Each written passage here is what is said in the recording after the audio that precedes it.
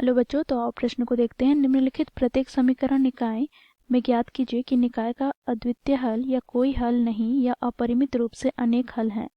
यदि किसी निकाय का अद्वितीय हल है तो इसे ज्ञात कीजिए। तो बच्चों देखो, यहाँ पर समीकरण निकाय हमें दिए गए हैं। x/3 + y/2 = 3 तथा x-2y = 2। तो इस प्रश्न की मुख्य अवधारणा की बात करें तो बच्चों यहाँ पर हम देखेंगे, यदि रैखिक समीकरण निकाय a1x + b1y + c1 = 0 तथा a2x + b2y + c2 = 0 है तो बच्चों देखो, अद्वितीय हल अर्थात केवल एक हल के लिए बीजगणितीय निरूपण की बात करें तो बच्चों यहाँ पर x के गुणांकों का अनुपात अर्थात a1/a2 बराबर नहीं होता है y के गुणांकों का अनुपात के अर्थात b1/b2 के। इसी प्रकार दूसरी स्थिति की बात करें तो देखो, कोई हल नहीं हो तो बच्चों इस स्थिति में बीजगणितीय निरूपण होता है a1/a2 बराबर होगा b1/b2 परंतु बराबर नहीं होगा c1/c2 के। इसी प्रकार तीसरी स्थिति की बात करें तो अपरिमित रूप से अनेक हल होने के लिए बच्चों बीजगणितीय निरूपण होता है a1/a2 बराबर होगा b1/b2 के, साथ ही बराबर होगा c1/c2 के। तो इस मुख्य अवधारणा की सहायता से बच्चों हम दिए गए प्रश्न को हल करेंगे। अब बच्चों देखो, प्रश्न में हमें दिए गए रैखिक समीकरण निकाय की बात करें तो यह हमें क्या दे रखा है। तो देखो, पहला समीकरण है x/3 + y/2 = 3। इसे हम व्यवस्थित करके लिखेंगे तो यहाँ से x/3 + y/2 - 3 = 0 हो जाएगा। इसे समीकरण 1 दे दिया। तथा दूसरा समीकरण की बात करें तो क्या है, तो x - 2y = 2 अर्थात इसे हम व्यवस्थित करते हैं तो x - 2y - 2 = 0। समीकरण 2 दे दिया। अब बच्चों देखो, इन्हें हम क्या करेंगे तो रैखिक समीकरण निकाय के मानक रूप से तुलना करेंगे। तो पहला वाला समीकरण को हम तुलना करते हैं तो हमें यहाँ पर a1 का मान प्राप्त हो जाएगा x के गुणांक अर्थात 1/3 के बराबर। इसी प्रकार b1 का मान प्राप्त हो जाएगा y के गुणांक अर्थात 1/2 के बराबर तथा c1 का मान हमें प्राप्त हो जाएगा -3।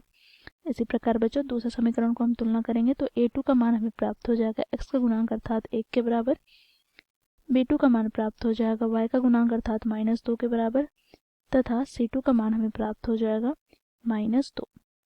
तो बच्चों देखो, यहाँ से अब हम क्या करेंगे, अनुपात ज्ञात करेंगे। तो a1/a2 का अनुपात क्या होगा, तो a1 क्या है 1/3 बटे a2 क्या है तो 1। तो यहाँ से हमें क्या प्राप्त हो जाएगा, तो यह हमें 1/3 के बराबर ही प्राप्त होगा। इसी प्रकार बच्चों देखो, b1/b2 हम ज्ञात करें तो हमें क्या प्राप्त होगा, तो b1 का मान क्या है तो 1/2 बटे में b2 का मान क्या है तो -2। तो यहाँ से हमें क्या प्राप्त होगा, तो देखो यहाँ से 1/-2 गुनी 2 अर्थात 1/-4 अर्थात -1/4।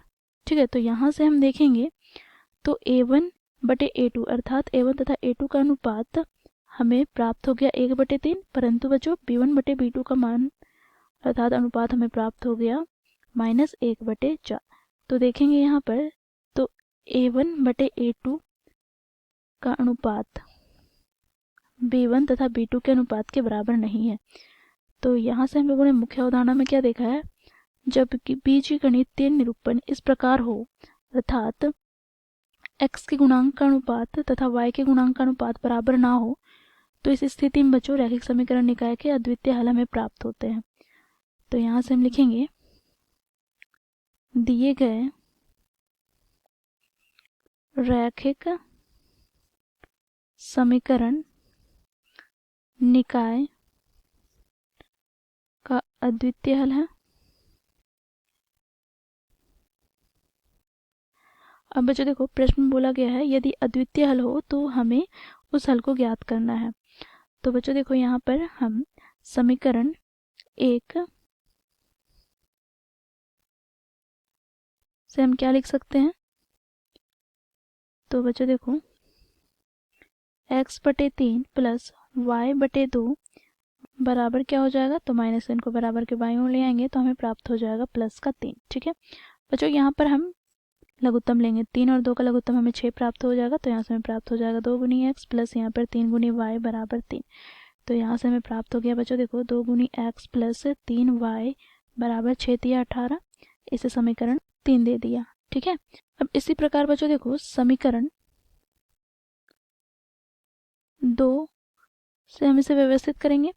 तो बच्चों देखो समीकरण 2 में क्या है, तो x माइनस 2y माइनस 2, तो माइनस 2 को बराबर के बाईं ओर ले आएंगे तो हमें यहाँ पर क्या प्राप्त हो जाएगा, प्लस का 2। तो इसे समीकरण हम लोगों ने क्या दे दिया, 4। ठीक है, तो बच्चों देखो अब हम क्या करेंगे, तो समीकरण 3 के बच्चों हमें x के जो गुणांक है उसे समीकरण 4 के गुणांक के बराबर लाना है। तो समीकरण 3 में हम घटाएंगे, देखो समीकरण 4 को किससे गुना करके, तो 2 से गुना करके, क्योंकि हमें क्या करना है, x वाले चर को विलुप्त करना है, क्योंकि यहाँ पर हम विलोपन विधि का प्रयोग कर रहे हैं इसे हल करने के लिए। तो यहाँ से बच्चों हमें प्राप्त हो जाएगा, देखो समीकरण 3 में क्या है, तो 2 गुनी एक्स प्लस 3y बराबर 18। अब समीकरण 4 को हमें 2 से गुना करना है और घटाना है, तो यहाँ से देखो 2 गुनी एक्स, फिर यहाँ पर माइनस 2 दूनी 4 बराबर 2 दूनी 4। बच्चों क्योंकि घटाना है तो चिन्ह परिवर्तन हो जाएगा। ठीक है, तो यहाँ से ये पद कट जाएंगे, तो यहाँ से हमें प्राप्त हो जाएगा y बराबर 14। तो बच्चों देखो y बराबर हमें प्राप्त हो जाएगा 14/7, तो 7 दूनी 14, अर्थात यहाँ से बच्चों हमें y का मान प्राप्त क्या हो गया, तो 2। अब बच्चों हमें x का मान ज्ञात करना है, तो y का मान हम समीकरण 4 पे रखेंगे। तो यहाँ पर बच्चों देखो x माइनस 2 गुनी y, तो y अभी हम लोगों ने ज्ञात किया है क्या, तो 2, तो यहाँ पर हम 2 रखेंगे, बराबर हो जाएगा 2 के।